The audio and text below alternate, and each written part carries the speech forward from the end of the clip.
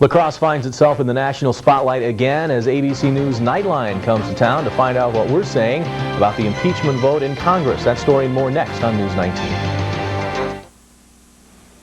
From the station where news comes first, this is the News 19 10 p.m. report. For just the third time in history, Congress votes to move forward with impeachment proceedings against the president. Good evening, everyone. I'm Martha Kowalski. And I'm Scott Hackworth. Every Republican voted in favor of the open-ended impeachment investigation, but only 31 Democrats joined them. One of those 31 was 3rd District Congressman Ron Kind. He is the only Democratic member of the Wisconsin delegation to do so. That years from now, our children and our grandchildren, when looking back upon this, are going to be proud of the actions that we took and the decisions that we make, decisions that I believe should be made in the best interest of the future of this country rather than over short-term partisan political gain. And for more on the debate and what it means, let's go live to Washington and reporter Monica Schumann.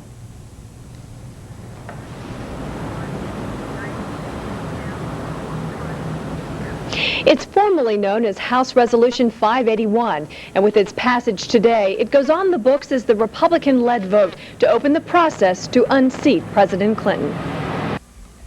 The White House says President Clinton did not watch the House debate, but he did comment on the outcome. I hope that we can now move forward with this process in a way that is fair, that is constitutional, and that is timely. The American people have been through a lot on this, and I think everyone deserves that.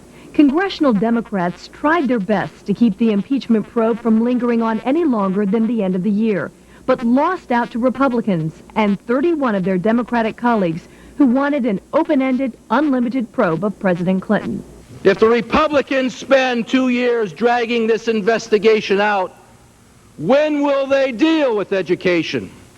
If you spend 2 years dragging this investigation out, when will you deal with HMO reform?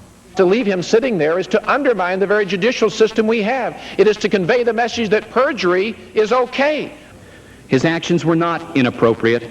They were predatory, reckless, breathtakingly arrogant for a man already a defendant in a sexual harassment suit. Other Democrats argued the nation needs to return to the business of the people, while Republicans responded, this is the people's business. It's our duty. It's an onerous, miserable, rotten duty, but we have to do it or we break faith with the people who send us here. And on what may be one of the most rotten nights of Mr. Clinton's presidency, those who know him say he's probably spending it on the phone, calling friends and corralling sympathy.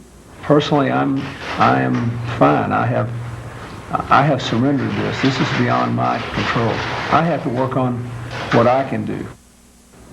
The House Judiciary Committee plans to begin hearings soon after the November 3rd congressional elections. At the White House today, President Clinton was asked if he would appear before those hearings if requested. He avoided that question. Reporting live on Capitol Hill, I'm Monica Schumann. Now back to you. All right, thanks, Monica, for that live report tonight. Well, we wanted to know what some of you thought about the vote today in Congress. Most felt going forward with some type of investigation was the right decision, and most felt that no investigation would be sending the wrong message. Okay, that the president's above the law, and I don't think that should be the case. If you and I had done something like that, we'd be out of a job, or we'd be in jail, or we'd be up on perjury charges, any number of things. On one hand, I sit back and I say, you know, he's a role model for all the little kids in this country, and in that aspect, I don't think he belongs in office. But in the other aspect, if they go through impeachment proceedings and it wastes the rest of the presidency, what's it done for our country, too? I think it would be sending the wrong message. We didn't do the investigation because obviously there have been some things done that weren't right. Well, the entire country will have a chance to hear what La Crosse has to say about President Clinton and the latest happenings in Washington. Crews from ABC's Nightline, a news program, visited La Crosse today to get an update on what people here are saying and thinking. It's the third time this program has come to La Crosse.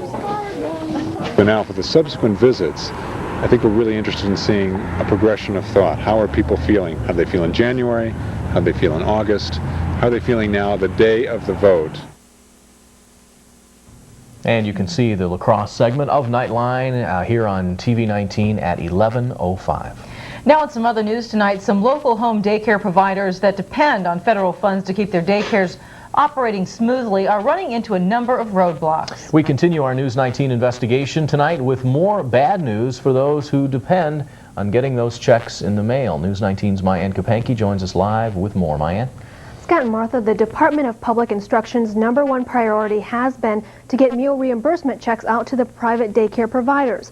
The DPI told me they electronically wired almost $90,000 to a bank account authorized to Executive Director Corky Nelson of the Discovery Child Care Centers Incorporated. But according to DPI, that account is frozen, which means the daycare providers can't get their money. And if you're someone who lives paycheck to paycheck, like some of these women you'll hear from now, then you know it can make you or break you. I would say by the end of the week I'm going to have to contact our creditors and tell them what's happened to us and ask them to be understanding. Jeannie Herzog is one of many private daycare providers who are anxiously awaiting a USDA meal reimbursement check in the mail for the month of August. But she and about 400 providers around the state now realize it could be a while since the funds are frozen in an account in this bank. It's been a very, very difficult, a very, very trying experience for all of us. I'm sorry. Like Sally Komaszewski, many of these women are losing sleep over what's going to happen next. In the past few weeks, they've found out their boss or the administrator for the meal program, Corky Nelson, the executive director of Discovery Child Care Centers Incorporated, is the center of a statewide investigation for possibly misusing federal funds. Then they find out she resigns from the USDA food program, which leaves all of them without their August reimbursements, and some of them jobless.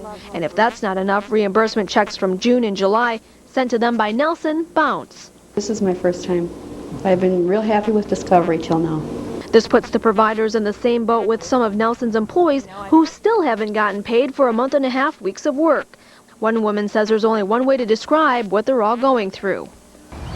A roller coaster ride.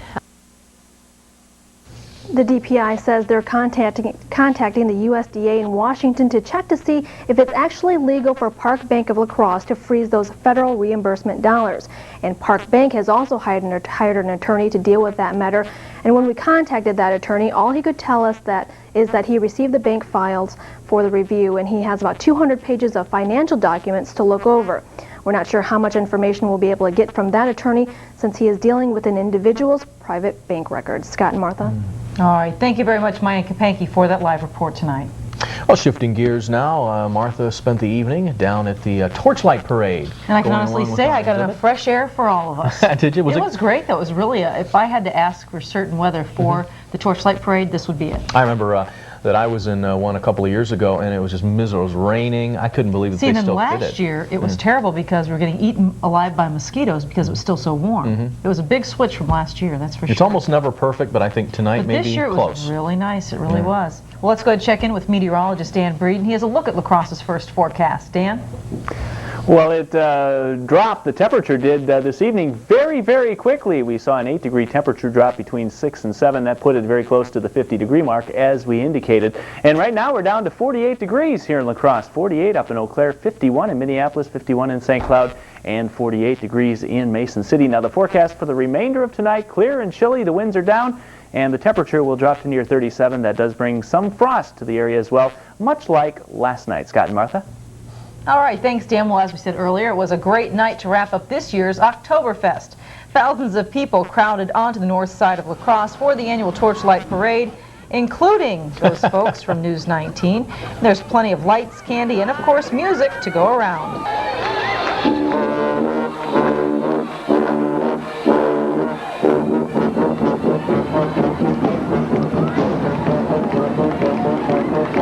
And as we said earlier, I don't know if we could have asked for a better forecast.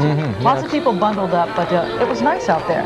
You know, the character of that parade is so much different than the Maple Leaf Parade. You wonder how any of the festmasters and all those officials have any energy left for this parade.